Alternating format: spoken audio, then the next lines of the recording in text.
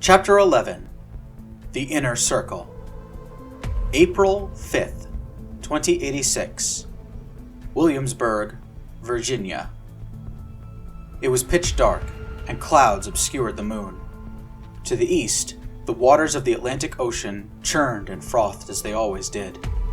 To the west, the lights of a nearby megacity illuminated the dark clouds. But down here by the water's edge, the Virginia Peninsula was lit up in a different way. Two armies were clashing amidst the wreckage of what used to be an old-world city. Flares jumped into the air and bathed the ground in light, while men and women moved about the ruins, attacking the opposing side with laser rifles and plasma cannons. The deep thudding of railguns rolled across the land like thunder. The two sides were very different from each other. The defending army was a force of professional soldiers. They wore identical uniforms of black and green, while each soldier also wore a blue helmet emblazoned with the letters UN across the front. The only difference from one soldier to the next was in the flag on their uniform. Each soldier got to wear the flag of their home country. As the battle raged, Russians, Germans, Zimbabweans, Bangladeshis, Brazilians, and Mexicans fought side by side, while soldiers of many other nations fought on the other battlefronts. On the other side of the battlefield, an untrained paramilitary force was giving the UN Army a very rough time. Unlike their opponents, only a few of these fighters were trained professional soldiers. This force was comprised almost completely of people who lived in the region. They had come from all across the Atlantic shoreline to repulse the UN, fighting under the banner of a nation that fell over 70 years ago. The American flag, 51 white stars, a blue field, with 13 red and white stripes, flew defiantly over the fortifications on the main road. The local Americans had just expelled the UN Army from the megacity of Richmond, and now they were trying to push the invaders into the ocean. And high above it all, UN starships circled the battlefield, firing their weapons down on the American positions. The bombardment lasted only a few minutes. American fighters based on the other side of the York River turned their railguns against the hostile spacecraft, which were forced to scatter into the night. Sometime around 2 o'clock in the morning, another UN starship appeared in the skies above the battle. It was a sleek Corvette-class vessel, slightly smaller than a European football pitch. Instead of firing its weapons, the Corvette started to circle above the battle space like a vulture, while a turret-mounted camera swept the scene below. On board the ship, Inez Espinosa was controlling the camera. She looked different from when she arrived at Bannack a month ago, but it was still possible to recognize her. Inez was now wearing a UN Navy flight suit, and her long blonde hair was tied up in a bun. The ISO insignia was emblazoned on her left shoulder, and a pair of metal ID tags hung from a loose chain around her neck. For the umpteenth time today, Inez found herself trying to fight off a sense of disbelief. Just 1 month ago, she never would have imagined that she would someday find herself spying on the commander of an army she never heard of. Yet here she was, snapping high-resolution photographs of an American warlord as he inspected the battlefield. Inez tapped the keyboard in front of her, turning the camera to get a better shot of the man down below. George Osmer was everything Inez imagined when she heard the phrase, American warlord. He was a very big man with a bald head and a curly red beard that was nearly a foot long. He wore a floppy, wide-brimmed hat that made him stand out on the battlefield. Despite being the commanding general, Osmer carried a laser rifle, ready for a fight. Inez maneuvered the camera deftly, capturing as many pictures as she could. Not just of General Osmer, but of the men and women he spoke with. Each time he shook hands with somebody, took or received an object, or simply stopped to smoke a cigarette, he was photographed. Finally, after being surveilled for some 20 minutes, General Osmer clambered inside of an armored car and he was driven away from the battlefield, heading towards New Richmond. To Inez's right, an intercom speaker crackled, and a voice spoke. "How's it going down there, Espinosa?" "We've got what we need," Inez replied. "Take us home." The UN Corvette turned hard and started flying northwest, heading back to Montana. While the little starship raced along, Inez swept her hand over the touchscreen, examining the photos. She knew how her mother would react to seeing these, and Inez felt a growing sense of confidence. Over the past month, Scarlett had followed through on her wish to include Inez in the family business. In what turned out to be a whirlwind week, Inez had her UN citizenship restored, she was inducted into the ISO, and was fully immersed in her mother's world. At first, it took Inez about a day and a half to realize people were talking about her when they referred to Agent Espinosa. It just sounded weird and unnatural to her. Of course, the name Lynn Potter had also felt weird, but the days of binary fusion felt like a lifetime ago now, and Inez was happy with that. Unlike her old life in Detroit, Inez had found near universal acceptance at Bannack. Every time Scarlett introduced someone to Inez, the spymaster would say, "This is my daughter, who has finally come back to where she belongs." And Inez could hear the pride in Scarlett's voice. All of the scientists and government workers in the Bannack base accepted Inez on site, and to her surprise, she noticed that many people were taking her new job as an ISO agent seriously. She could not find anyone slacking off unless she actually tried, and most people were clearly trying to be mindful of what they said around her. In fact, right now on this very spaceship, most of the crew were treating Inez as though she had some power over them. They kept their distance and spoke respectfully. When she climbed out of the ball turret, a crewman offered his hand, trying to avoid making eye contact with her. "We've got about an hour until we reach Bannack," he said. "You might as well strap yourself in and take a nap or something." Inez and the crewman used a ladder to reach the flight deck, where she sat down in front of the hyperwave terminal. To pass the time, Inez pulled her government-issue smartphone out of her pocket and started to review the digital technical manual.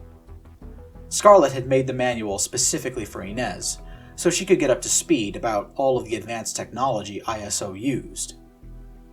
She tried to read about hyperwaves and energy cannons and Illyrium reactions, but a movement out of the corner of her eyes caught Inez's attention. The crewman who had helped Inez was sitting at a weapons control station on the other side of the flight deck, next to the pilot. But he kept looking back at Inez for some reason. For the first time in over a month, Inez was getting an old, familiar feeling. A kind of tingle ran up the back of her neck. Inez usually felt that when she knew someone was appreciating her looks. She also got the feeling that he was itching to ask her a question, but could not work up the courage. Knowing she had time to kill, Inez decided to have some old-fashioned fun. She turned around and started typing away at the keyboard in front of her, using the intership comms network to send the man a text message, without alerting the pilot next to him. The exchange went like this. Hyperwave terminal. Hello there. Saw you checking me out. Weapons control. I'm so sorry. Didn't mean to offend. Hyperwave terminal. It's okay. Flattered, really. Been too long for me, know what I mean? Weapons. You just reminded me of someone. I kinda freaked. Hyperwave. Oh no, not an X, I hope. Weapons. No, you look like someone I met in Michigan a while ago. I was in Detroit for years. Where were you? No way! I was in Detroit on leave. Inez paused. Instinctively, she looked over her shoulder at the crewman. She strained her mind, trying to remember if she'd seen this guy anywhere before. And now that she thought about it, he did seem a little familiar. Then an idea hit Inez. She let out a little gasp of realization and quickly typed another message. Hyperwave. I worked at Binary Fusion. You ever go there? There was a pause. Over her shoulder, Inez could hear the crewman gasp. Then his reply came quickly, and a little loudly too. He was typing very fast. Weapons. Yes! I think I met one of your friends. Did you know a girl named Lynn? I don't remember her last name. Inez leaned back in her chair and laughed. She laughed so hard that it sounded more like a cackle. The pilot jumped with surprise and twitched the control stick. The Corvette swerved in the air, causing all 3 people on the flight deck to cry out and swear. When he regained control, the pilot shouted, "What? Is everything okay?" "I'm fine," Inez laughed. "Just had a eureka thing. Please, just get us back to Bannack." The other crewman was looking over his shoulder at Inez. His face had gone pale, and he was giving Inez a look that said, "Did I do something wrong?" Inez quickly pointed down at her computer screen, signaling that he should do the same. Hyperwave. Dude, I am Lynn. You bought an hour with me. I remember you. Inez could not help but smirk. Now that her memory was jogged, she really did remember this guy. Behind her, she could sense the crewman had frozen in what was probably terror. In that moment, Inez had an idea. Over the past month, she learned a lot about her mother. Long before she took over the ISO, Scarlett Freeman served the government as a spy.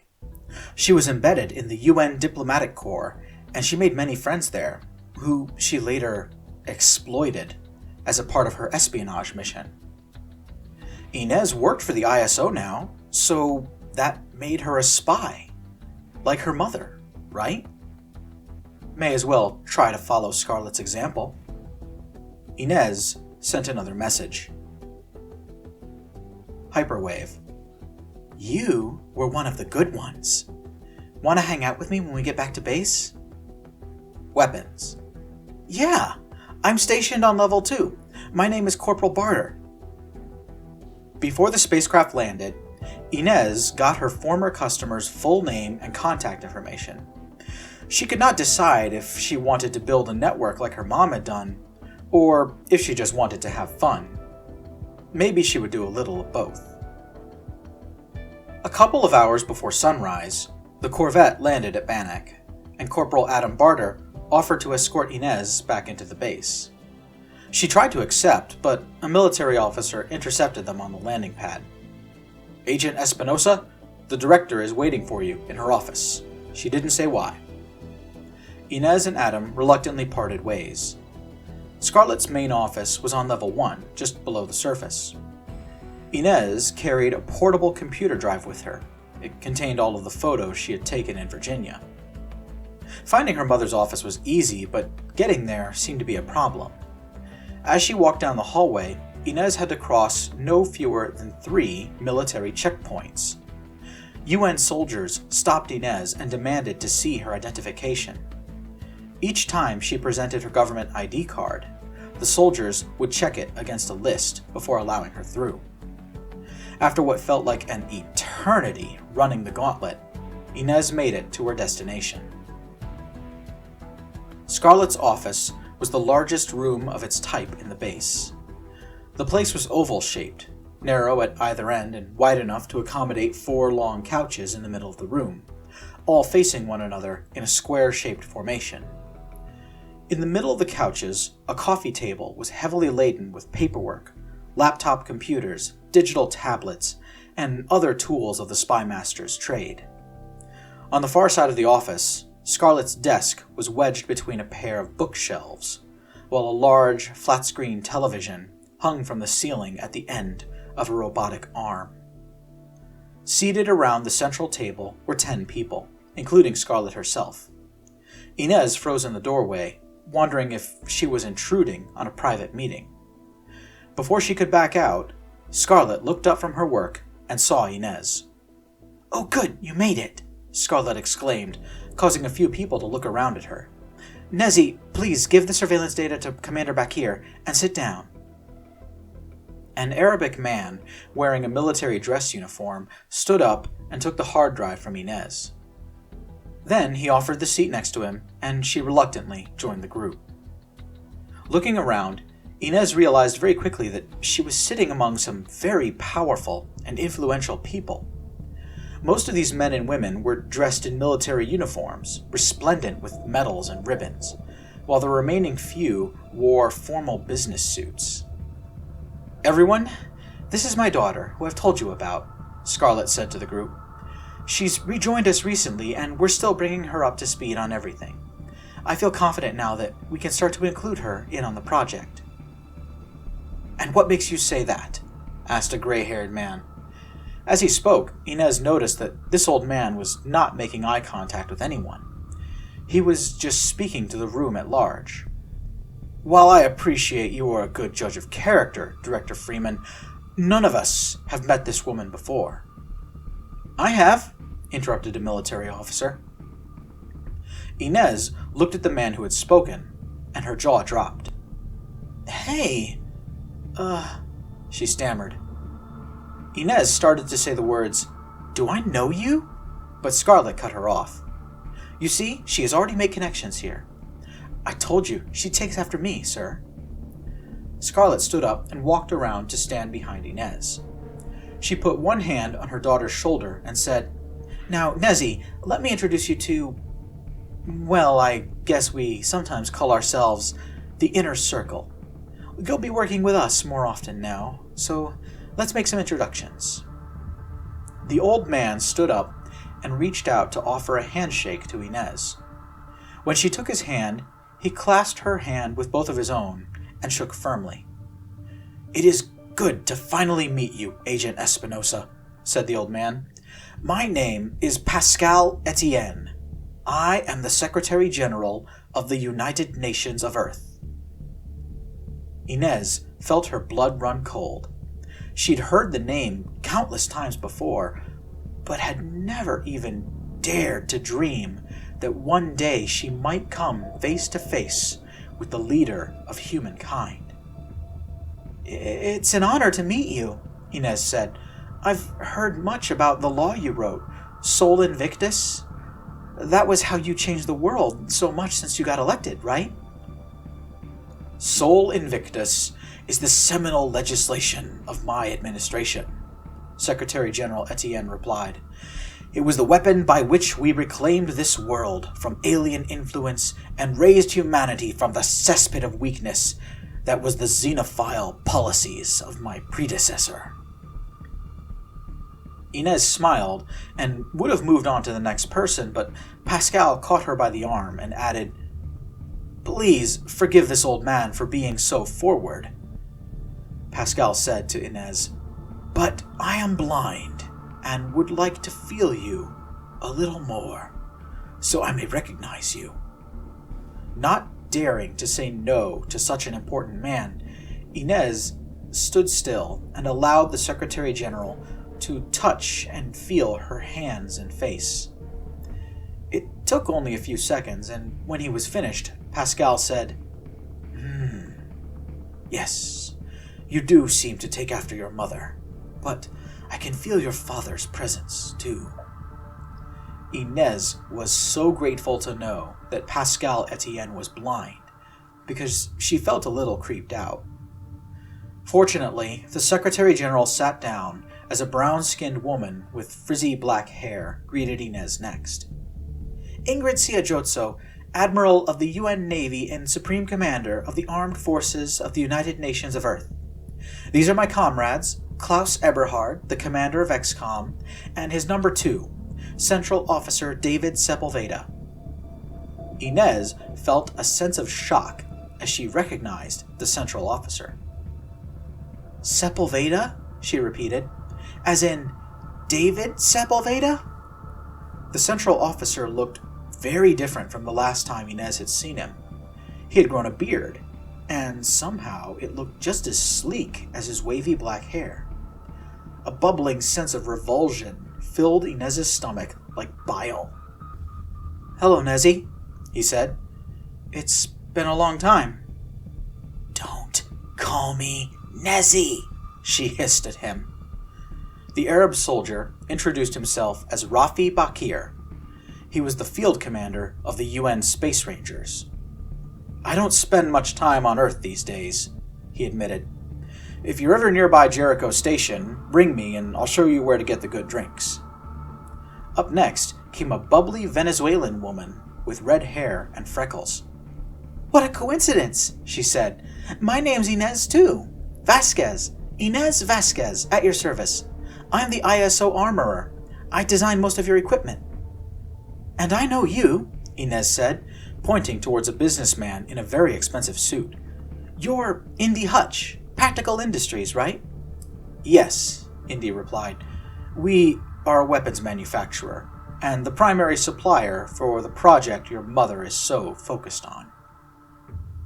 This left just two people to be introduced, and the first thing Inez noticed about them was that they appeared to be physically related.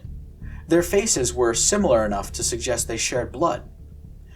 There was a man in his middle ages and a girl, younger than Inez, who looked to be just barely an adult. They both had vaguely Asian features, mixed with African traits. The man spoke first. My name is Marcus Robinson, and this lovely lady is my niece, Sophie Murphy. We represent the committee to re-elect the Secretary General. Long name, Inez commented. I wanted to call it Committee to Re-elect Pascal, Sophie chimed in. But Uncle Marcus says people would get weirded out by an organization whose abbreviation is CREEP. Now that got Inez to laugh. Commander Eberhardt looked from Inez to Scarlett and back again. Now, you're sure she's on the level, Director Freeman? He asked. You didn't complain when we brought Sophie on board, Scarlett countered. The commander's eyes flicked to the teenage politician sitting next to him.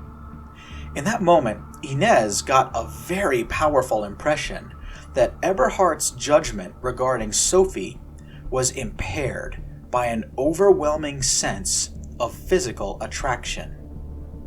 Inez fought the urge to roll her eyes. Of course, even here, at the very top of the UN government, sex was still a valid bargaining chip. In hindsight, she should not have been surprised. David Sepulveda said, Look, if the SecGen and the Admiral sign off on it, then I'm fine as well. Secretary General Etienne and Admiral Siajotso both nodded in assent. Let Espinosa take her father's seat on our little council, Pascal said. It seems appropriate. Finally, everybody sat down, giving Inez a moment to try and process the fact that she had just been accepted into what appeared to be the innermost circle of political power on Earth. First of all, Secretary General Etienne said, we must congratulate Marcus on his achievement. The Hawaiian president has appointed him UN ambassador. Marcus will take his seat on the General Assembly in Berlin next week. There was a smattering of polite applause. Marcus, what about your father? Indy asked. How's he taking this? My father hasn't put out a statement yet, Marcus replied. But I do know that he's going to stay in the disarmament committee for now. The Hawaiian government is happy to have two members of the Robinson family in their UN delegation, and they don't want to change that. Now there were murmurs around the room. Inez, however, was lost. She knew the Robinsons were a very famous and powerful family, but she had no idea how they tied into UN politics. She decided to break into the conversation and ask. Excuse me, Inez said timidly, but your father, is he, Blake Robinson? Marcus looked Inez straight in the eyes. One and the same, he replied. 5 years ago, he came so close to toppling all of us from power. My term of office expires 7 months from now, Secretary General Etienne explained.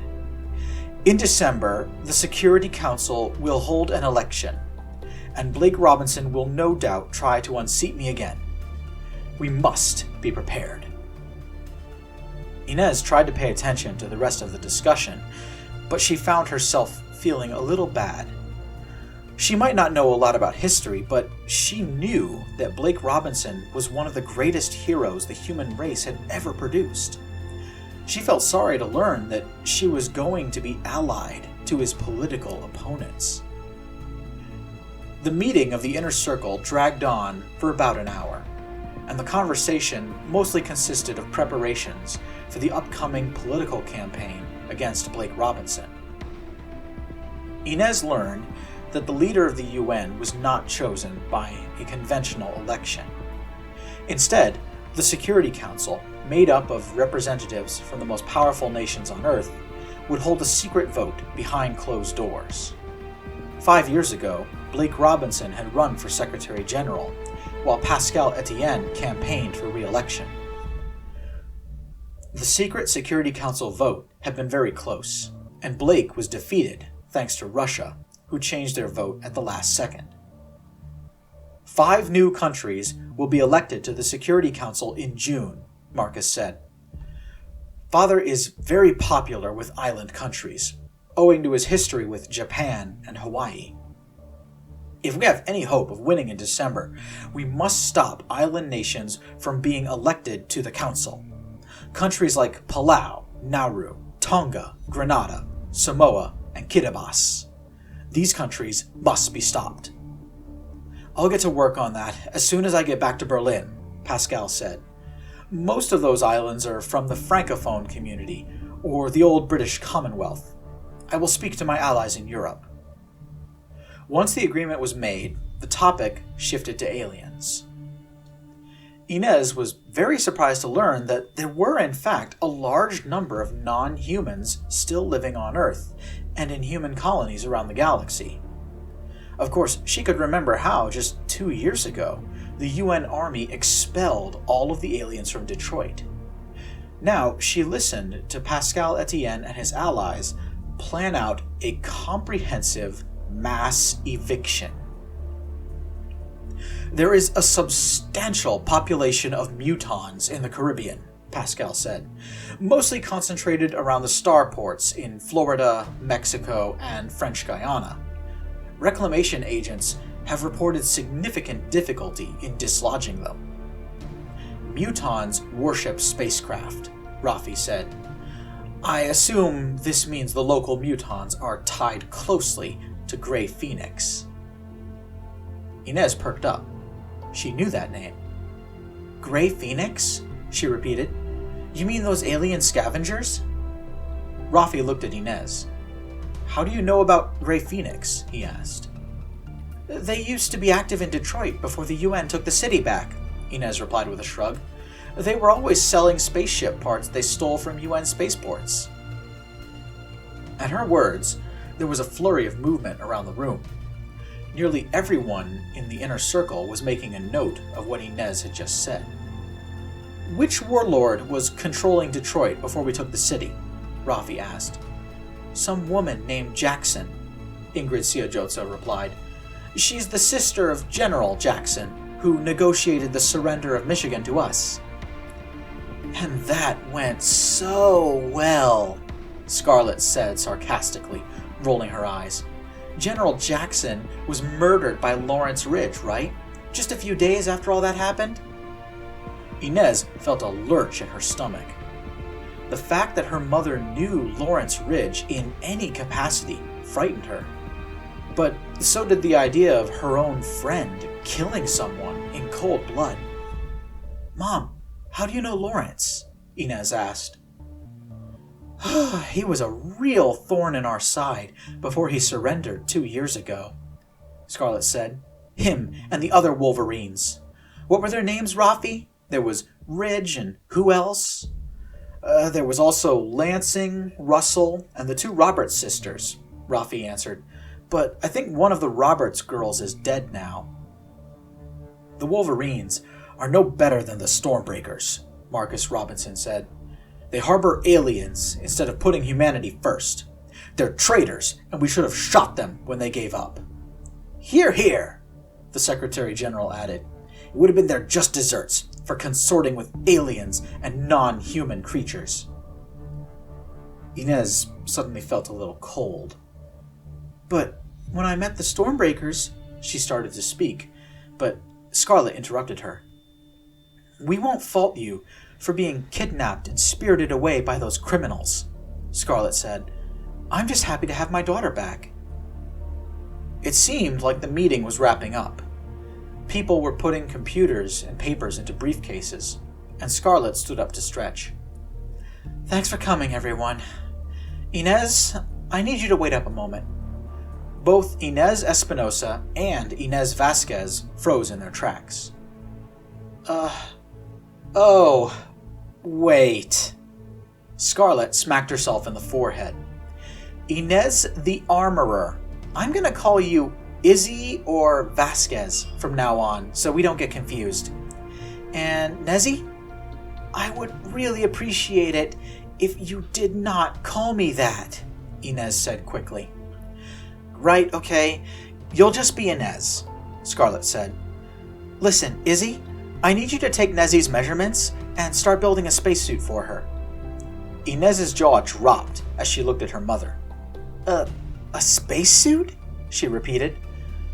"I want you to join me on an upcoming mission," Scarlett said nonchalantly. "Don't panic, it's not going to be for a while, but we will be taking a short trip off-world. We just need to start building your gear now." Inez Vasquez took Inez Espinosa's measurements quickly, giving her an excited look at the same time. Then the armorer left, along with everyone else. Once the room was empty, save for mother and daughter, Scarlett said, "I think I owe you something, Inez. You've been asking about Subject 2, Cassandra, over and over again for a month now." Inez took a deep breath. She was getting ready to launch into yet another argument about why she should be allowed to visit Cassandra, but Scarlett spoke first. "I want you to go down to level 4 and talk to Dr. Spark. She's currently assigned to Cassandra's case, but lately she's hit a wall and she needs help. Talk to Spark and let her know that I want you added to Cassandra's case. Understood?" Choosing not to look a gift horse in the mouth, Inez simply replied, "Yes," and left the room.